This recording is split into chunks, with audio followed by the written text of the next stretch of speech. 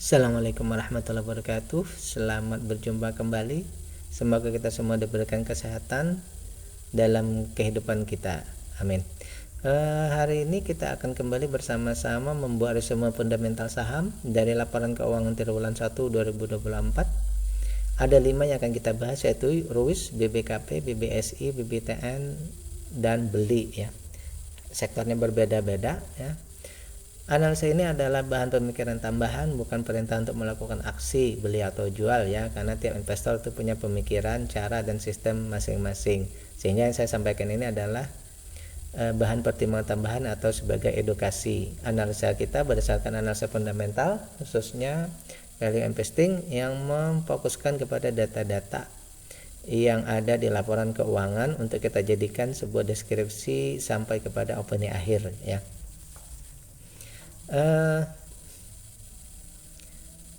Pembahasan kita ini akan dibahas secara bertahap nanti ya, dari RUIS, BBKP, BBSI, BBTN, dan BELI. Baik, kita lanjut. Apabila Anda menemukan pembahasan kita ini dalam bentuk video pendek, maka silahkan klik di bagian paling bawah itu tonton video atau link, sehingga nanti Anda akan mendapatkan semua 5 pembahasan kita secara lengkap ya. Baik, yang pertama kita akan membahas RUIS dulu atau Radian Utama Intrinsko ya. Ini merupakan perusahaan yang bergerak di bidang jasa instalasi ya, untuk bidang jasa teknik dan instalasi di bidang perminyakan ya. Jadi mereka ini fokusnya ke instalasinya ya, kemudian juga layanan survei lapangan untuk mencari gas, energi, dan minyak juga ya. Untuk perdagangan mereka ini menjual material bidang minyak ya, kemudian peralatan-peralatan pertambangan juga ya. Jadi bukan pertambangannya tapi kepada jasa layanan konstruksi dan instalasinya. Baik, kita akan bahas bertahap. Yang pertama dari segi valuasi dulu. Dari segi valuasi, bahwa perusahaan ini ya dihargai masih di bawah dari nilai perusahaannya ya, itu 78% diskonnya. Sementara dari segi valuasinya di sini harganya masih juga di bawah ya, di bawah dari harga maksimal beli. Ini diskonnya sekitar 16%, tetapi dalam 16% ini kategori kita adalah kategori wajar. Wajarnya sudah mendekati murah juga ya. Wajar sudah mendekati murah. Berarti valuasinya ini termasuk, kalau dari segi valuasi ini kategorinya sudah mendekati murah, hampir murah ya. Wajar tapi sudah mendekati murah. Lanjut, dari kita mau konfirmasi dengan dividen. Namun sepengetahuan saya sampai sekarang perusahaan ini belum membagikan dividen ya. Berarti murahnya ini belum terkonfirmasi ya. Mungkin saja murahnya di sini belum terkonfirmasinya. Kenapa? Karena di sini keuntungannya ini 19 rupiah, sementara nilai bukunya 722. Jadi keuntungan perusahaan ini sekitar 2,63% ya. Keuntungannya hanya sekitar 2%-an ya. Sehingga mungkin valuasinya murah, tapi di sini tidak dikonfirmasi oleh dividen karena keuntungannya masih kecil. Itu kalau menurut saya. Lanjut dari segi dana, arus dana ya, bahwa perusahaan ini di akhir triwulan 1 ini menghasilkan kelebihan dana 33 miliar atau setara dengan 43 rupiah dalam setahun terakhir, sama dengan 5%.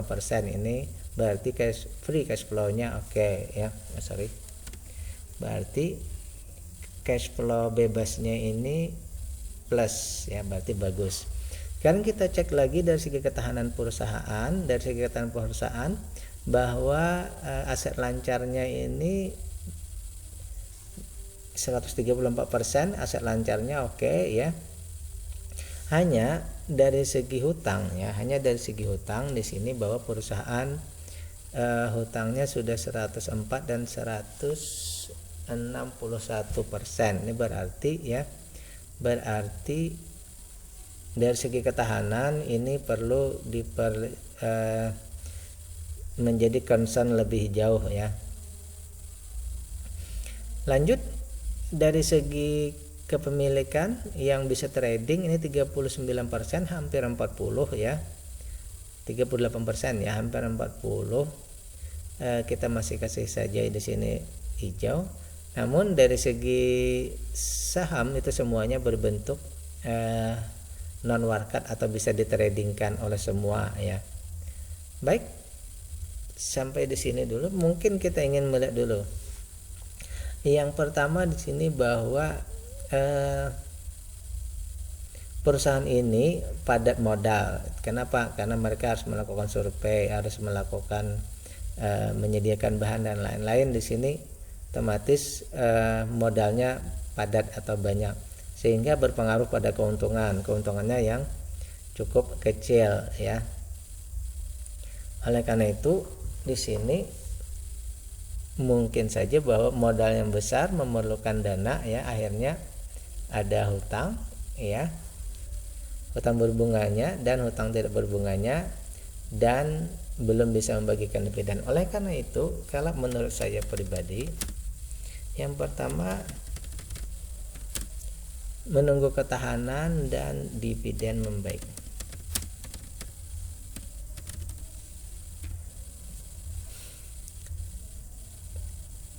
Caranya otomatis perusahaan harus meningkatkan kinerja sehingga keuntungan yang lebih besar dulu. Di sini mungkin yang paling pertama di sini bahwa perusahaan harus meningkatkan kinerja keuntungannya dulu ya. Itu yang pertama ya. Sehingga kalau menurut saya ya perusahaan yang bagus itu minimal 10% keuntungan lah. Baru bisa mungkin yang menuju yang lebih baik ya. Mungkin seperti itu. Untuk ROIs di sini ada dua. Kita harus concern kepada ketahanannya membaik dan dividennya bisa dibagikan juga ya. Dari segi valuasi memang sangat bagus ya. Namun situ tadi permasalahannya itu saja ya. Valuasi yang bagus belum dikonfirmasi oleh dividen dan hutang yang bagus. Oke, kita lanjut ke pembahasan yang kedua. BBKP ya, BBKP, Bank KB Bukopin ya. Bank KB Bukopin ini ya,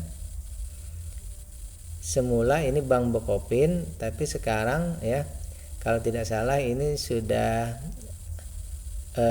diakuisisi ya oleh perusahaan bank dari Korea ya, kalau tidak salah ya. Kalau tidak salah seperti itu, sudah ada investasi dari luar ya, sehingga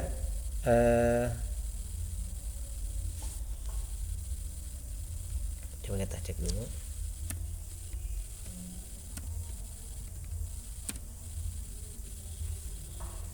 Investasi dari luar sehingga perusahaan ini secara administrasi atau pengelolaan itu dikelola oleh induk dari Kookmin tadi ya, Bank Kookmin Bukopin gitu ya. Baik, sekarang kita lihat laporan keuangan di triwulan 1-nya ya. Laporan keuangan di triwulan 1-nya.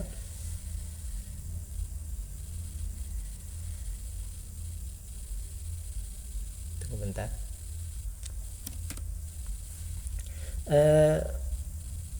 Dari segi nilai perusahaannya, bahwa perusahaan ini ya dihargai di bawah ya, dihargai di bawah dari nilai bukunya. Nilai bukunya 70-an ya, hampir 71. Sementara harga sekarang nih udah gocap ya. Kalau gocap nih termasuk yang mesti kita harus perhatikan dengan baik-baik ya. Apalagi sekarang ini ada RCA ya. Jadi untuk harga saham-saham yang berada di 50 itu perlu kita concern lebih jauh untuk mungkin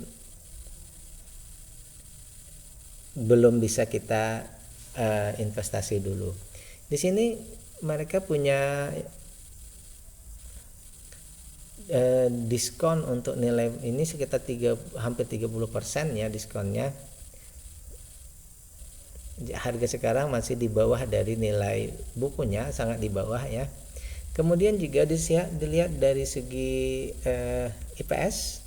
Di sini ternyata perusahaan masih mengalami kerugian ya. Masih mengalami kerugian sehingga kita belum bisa untuk melakukan investasi di sini. Ya, perusahaan mengalami kerugian. Dari segi data kita lihat di sini ya, minusnya itu Rp35, sedangkan nilai perusahaan itu 70, berarti minusnya itu sekitar 49% kerugiannya ya. Dalam 12 bulan terakhir itu minusnya sekitar 49%. Kemudian perusahaan ini juga tentu saja karena rugi belum bisa membagikan dividen ya. Mungkin masuknya perusahaan Kookmin Bank tadi ini salah satunya untuk memperbaiki kinerja perusahaan supaya mungkin menjadi lebih baik ke depannya ya. Baik, kita lanjut lagi. Kemudian dari segi cash flow-nya, free cash flow-nya ya, di akhir triwulan 1 tadi mereka masih kekurangan dana sekitar 1,2 triliun ya, kekurangan dananya ya. Sehingga di sini di setahun terakhir ini itu kekurangan dana segarnya itu Rp64 per lembar saham atau setara dengan 90% di sini ya. Jadi di sini free cash flow-nya termasuk sangat perlu suntikan dana ya. Ya mungkin tadi di situ perlunya tadi adanya perusahaan asing tadi masuk. Mungkin di situ nanti akan ada perubahan-perubahan atau aksi-aksi korporasi sehingga memperbaiki perusahaan ini ya. Lanjut, kita ingin mencek dari segi aset lancarnya. Ini kita tidak hitung, ini oke saja ya aset lancarnya. Kemudian dari hutang berbunga tak berbunganya ini masuk dalam kriteria aman, berarti simbolannya itu sementara bahwa dari segi ketahanan perusahaan ini oke saja ya. Kemudian dari segi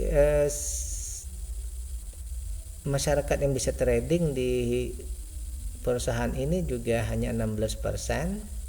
Terakhir, bahwa perusahaan pengendali ini tidak trading. Kenapa? Karena 58%-nya mereka pegang. Ini mungkin saja tadi Kookmin Bank tadi ya, mereka tidak melakukan trading sehingga yang bisa diperjualbelikan di bursa itu hanya 42%.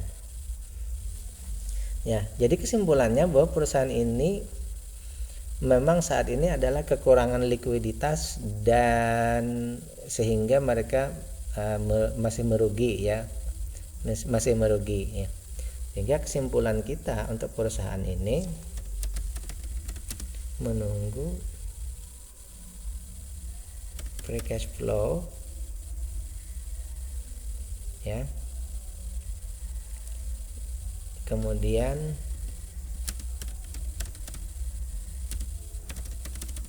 dua ini saja dulu ya, menunggu free cash flow dan valuasinya membaik. Artinya apa? Pertama, dari free cash flow-nya membaik, nanti otomatis nanti IPS-nya juga tidak lagi minus. Jadi dua ini penting ya. Untuk BBKP yang perlu kita concern lagi sekali lagi bahwa menunggu free cash flow-nya dan valuasinya membaik sehingga tidak minus lagi ya. Oke, demikian pembahasan kita untuk BBKP ya. Lanjut, kita akan membahas yang ketiga, ini BBSI ya. BBSI atau Krom Bank Indonesia ya. asalnya namanya adalah Bank Bisnis Internasional ya. Lalu berikutnya mereka berubah menjadi Krom Bank Indonesia ya.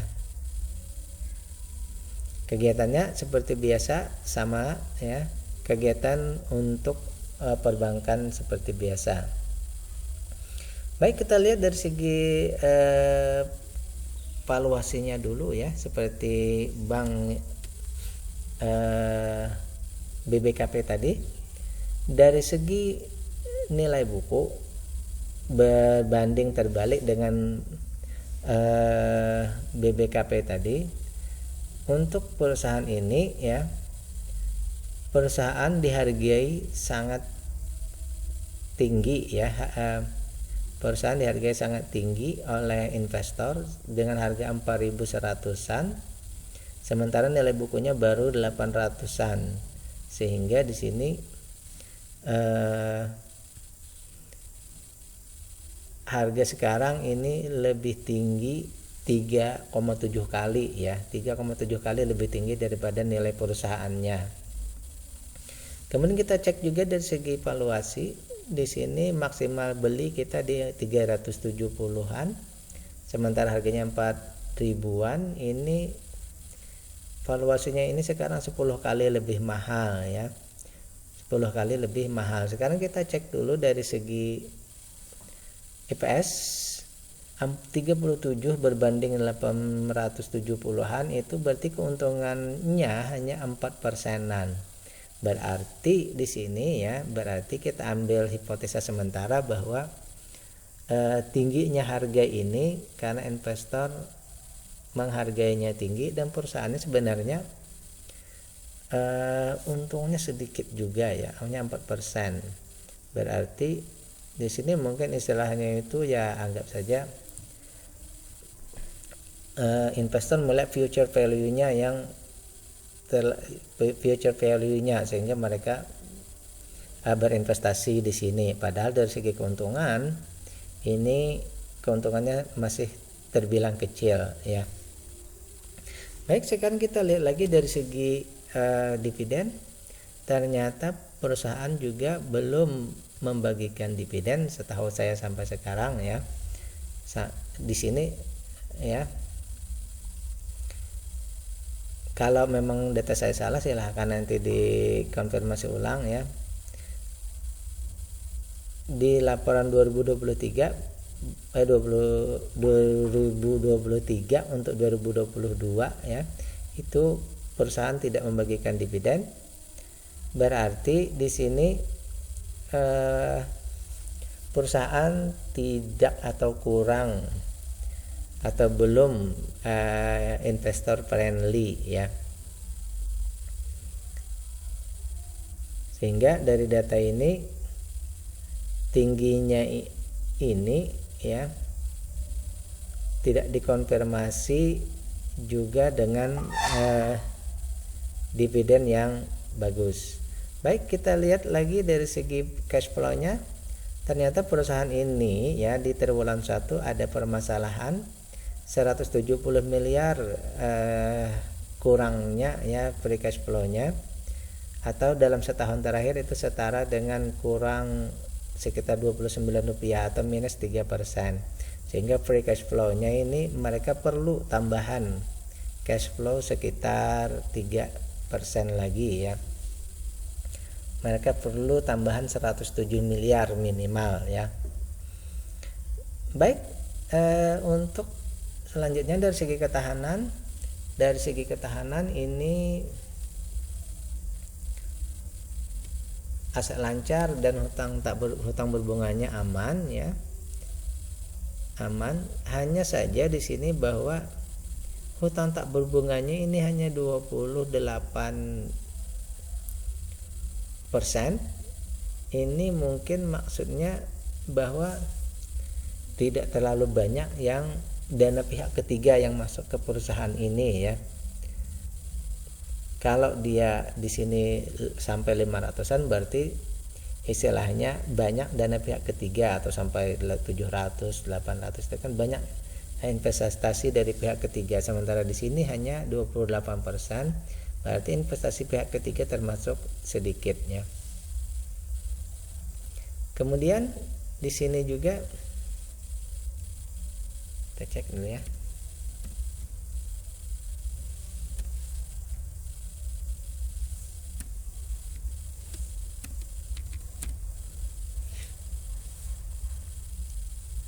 Di sini bahwa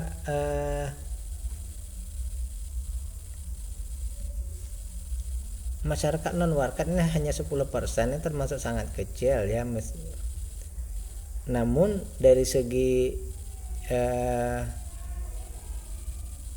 saham yang ada berbentuk digital, ini semuanya berbentuk digital ya. Baik. Sehingga memang pengendali ini bukan retail ya, tapi pengendali bisa saja mentradingkan saham mereka. Berarti ini perlu kita cek terus ya, apakah ada terjadi perubahan atau tidak ya di non warkatnya, itu maksudnya. Baik, kalau berdasarkan data yang kita dapat di atas, bahwa mungkin di sini ya yang perlu kita cermati yang pertama di sini adalah free cash flow-nya ya. Free cash flow-nya harusnya membaik ya. Yang kedua di sini valuasi juga harus membaik ya. Kenapa? Karena kalau free cash flow-nya sudah tidak minus, otomatis biasanya EPS-nya juga membaik ya. Dan kita harapkan nanti IPS-nya ini di atas 10% lah supaya lebih bagusnya ya. Kemudian juga yang tadi pembahasan kita bahwa dana pihak ketiga ini ya semestinya juga besar ya. Dan otomatis di sini saya teruskan begitu saja. Di situ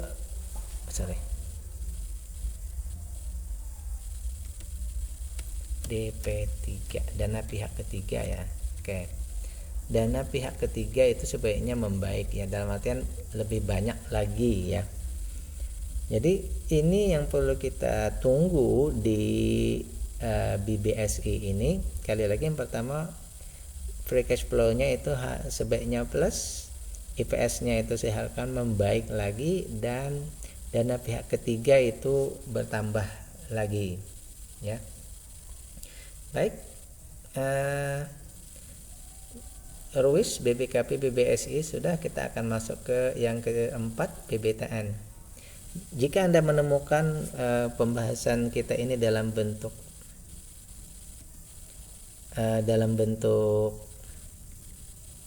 video pendek, maka silahkan klik di bagian paling bawah, itu ada tonton video atau link untuk mendapatkan seluruh pembahasan kita ya dalam kelima saham yang kita bahas. Baik, jangan lupa juga untuk klik like, subscribe, dan share pembahasan kita kali ini. Mudah-mudahan bisa bermanfaat juga bagi semua. Lanjut, kita akan membahas bank yang ketiga, Bank BBTN atau Bank Tabungan Negara ya. Ini merupakan perusahaan BUMN ya, khususnya yang bergerak di bidang penyediaan kredit untuk KPR ya. Jadi semula mereka ini konsentrasi awalnya itu ke KPR dan perbankan konsumer ya. Baik, kita kembali membahas yang pertama dari segi valuasinya, bahwa perusahaan ini ya mempunyai diskon 41%. Berarti harga sekarang ini masih jauh di bawah ya. Jauh di bawah dari nilai bukunya. Harga sekarang baru 1.200-an. Nilai perusahaannya ini 2.000-an. Berarti 41% rentang untuk bisa dikejar oleh investor terhadap harga. Kemudian juga dari segi maksimal beli ini di 2.500-an, berarti diskonnya juga 49%. Dengan demikian bahwa dapat kita ambil sebuah hipotesa awal bahwa perusahaan ini valuasinya sangat murah ya. Sangat murah. tinggal kita mau konfirmasikan, kita konfirmasikan ke dividen, apakah mereka memberikan dividen yang besar atau masih perlu pertimbangan lebih jauh. Perusahaan ini membagikan dividen sekitar 20% ya. 20% itu kalau kita hitung 20% DPR-nya ya dibandingkan dengan harga sekarang itu sekitar 3,9%. Coba kalau kita kasih 30 misal. Kalau disetarakan dengan 30% itu sekitar 5,91 ya, hampir 6%. Oke, dari sini mungkin ya kalau menurut pembagian dividennya ini kecil ya. Pembagian dividennya kecil, tetapi kalau kita setarakan dengan 30% ini sama dengan 5,91 ya. Sehingga dividennya besar. Kalau menurut perhitungan kita ini sebenarnya 20%-nya ini termasuk besar juga ya. Termasuk besar sebenarnya. Nah, tetapi karena mereka hanya membagikan 20% sehingga terlihat itu menjadi dividennya kecil. Jadi di sini kalau menurut saya pribadi ini terserah Anda sebagai investor. Kalau sebenarnya 20%-nya itu kalau dibandingkan dengan 30% ini masuk kriteria di atas 5%. Tetapi untuk pembagian sekarang dia hanya di bawah dari 5% gitu ya. Baik, lanjut. Kita lihat dulu dari segi cash flow-nya, free cash flow-nya. Sampai triwulan 1 ini perusahaan ternyata kekurangan cash flow ya. Kekurangan cash flow-nya itu sekitar 2,7 ya, 2,7 triliun atau setara dengan 199 rupiah, sama dengan mereka ini memerlukan dana segar lagi sekitar 9% ya. Untuk operasi mereka perlu 9% ya. Kemudian kita lihat dari segi ketahanan perusahaan ya. Ini dari segi aset lancar kita coba tidak cek saja ya. Kemudian dari hutang berbunganya ini sudah di atas 1%, di atas 100%. Nah, kemudian juga dari segi DPK ya, dana pihak ketiga ini 13.300%. Kalau menurut saya pribadi ini sudah terlalu besar juga ya. Khawatir nanti ada permasalahan kalau likuiditasnya, kalau terjadi rush ini bisa berbahaya juga ya. Kalau menurut saya pribadi ya. Namun kemudian bahwa kita cek di sini ya, sorry.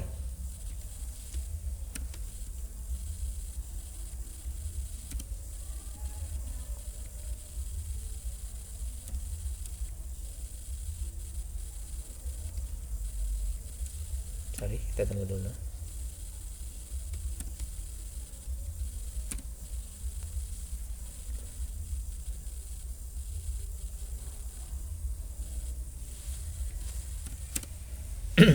Kemudian dari segi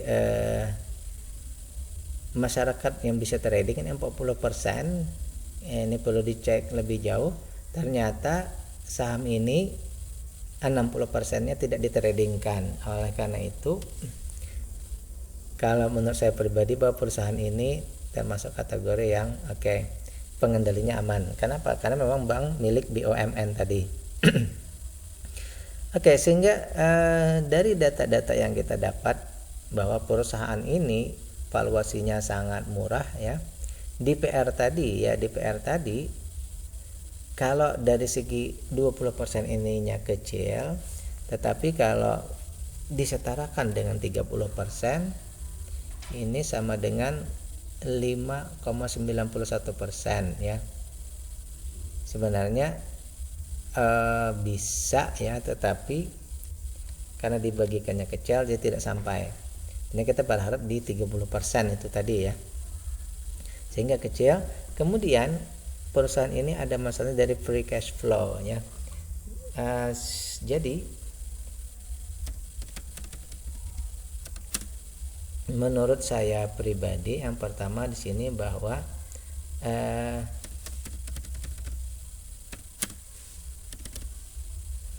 perusahaan ini perlu memperbaiki ketahanannya. Kenapa? Karena di sini mungkin saja nanti tidak terjadi ketidakseimbangan ya, terlalu banyak dana pihak ketiga yang masuk ya, sementara ketahanan perusahaannya mungkin rendah. Kemudian dari segi free cash flow ya, perusahaan ini perlu dana segar lagi ya untuk mengembangkan perusahaan ini. Oleh karena itu, kalau menurut saya pribadi, sebenarnya dari segi valuasinya oke, dari segi dividen pun sebenarnya oke kalau dibagikan itu 30%. Sebenarnya perusahaannya untung-untung saja. Cuma yang kita khawatirkan adalah di triwulan ini mereka cash flow-nya minus, free cash flow-nya minus. Selama setahun juga free cash flow-nya minus. Ini mungkin salah satu tanda-tanda ya. Jadi kita harus berhati-hati melihat dulu perkembangan lebih jauh dari perusahaan ini ya. Itu saja menurut pemahaman saya. Terakhir kita akan membahas yang kelima, itu beli ya. Oke. Yang kelima, beli. Oke, jika Anda menemukan video ini dalam bentuk video pendek, maka jangan lupa untuk klik video, tonton video ataupun link di bawah, paling bawah, untuk melihat keseluruhan pembahasan saham kita seluruhnya yang 5 ini. Dan saya juga sudah meletakkan meletakkan link playlist untuk tahun 2024 triwulan 1 di deskripsi. Silakan klik di situ untuk mengetahui saham-saham yang sudah saya bahas. Baik, kita lanjut pembahasan yang kelima, beli. Global Digital Niaga ya. Beli ini menurut mereka di sini ya, pelopor ekosistem belanja dan gaya hidup omni channel terdepan di Indonesia ya. Beli ini merupakan emiten di bidang e-commerce yang pertama ya, kalau tidak salah, emiten e-commerce pertama yang masuk melantai di bursa ya. Namun di akhir-akhir kalau saya lihat mereka ini juga sudah mulai merambah ke investasi-investasi lain juga ya. Tidak hanya e-commerce saja, tapi mulai merambah ke investasi-investasi lain ya. Baik, bukan investasi tapi menjadi investor di perusahaan-perusahaan lain, seperti itu kalau pemahaman saya ya. Baik, kita lanjut pembahasan dari segi valuasinya ya. Perusahaan ini dihargai lebih mahal daripada nilai bukunya. Nilai bukunya 65, harga sekarang 462.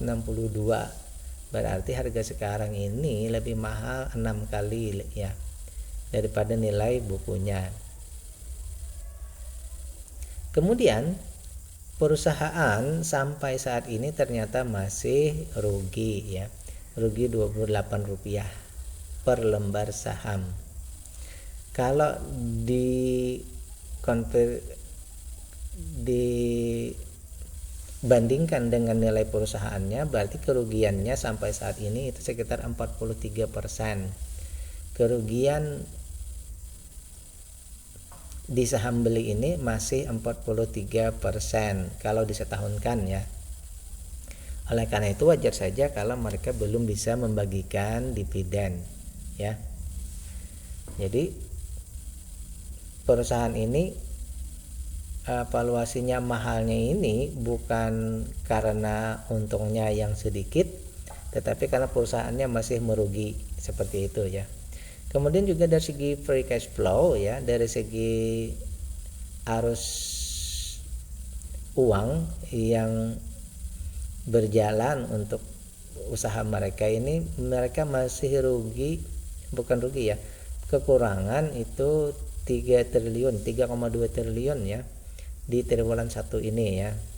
Atau kalau dalam setahun itu di setahun terakhir itu setara dengan Rp26 mereka kekurangan dana untuk berusaha, atau setara dengan 40% ya.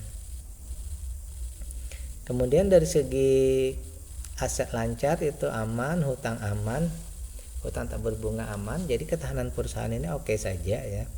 Dari segi ketahanan perusahaan oke. Kemudian dari segi tunggu sebentar.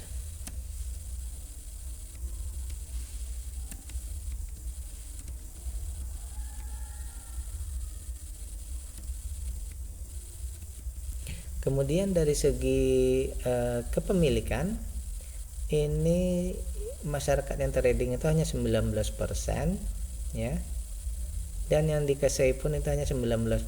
Jadi mereka ini kalau yang terbaca seperti ini bahwa perusahaan tidak melakukan trading ya. Perusahaan tidak melakukan trading ya, yang terbaca yang diperjualbelikan itu hanya 19%, sisanya tidak ya.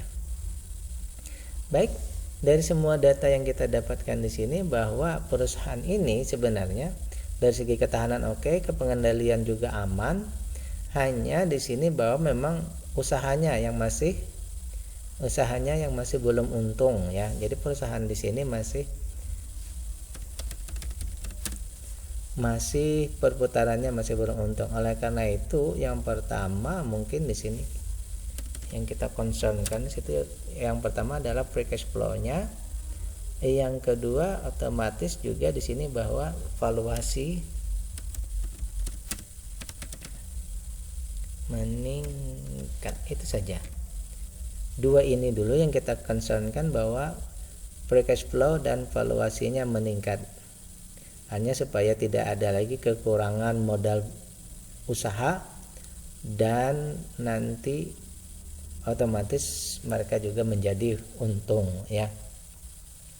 Baik, inilah pembahasan 5 saham yang kita bahas hari ini. Dari kita cek dari awal ya. Dari Ruis, kemudian kita pindah ke BBKP, lalu BBSI, BBTN dan Beli ya. Baik, demikian, mudah-mudahan bermanfaat, mudah-mudahan ini menjadi pemikiran tambahan untuk kita bisa mengantisipasi, paling tidak menghindari misalnya terjebak dalam saham-saham yang bisa ada di notasi khusus ataupun juga yang masuk ke FCA ya.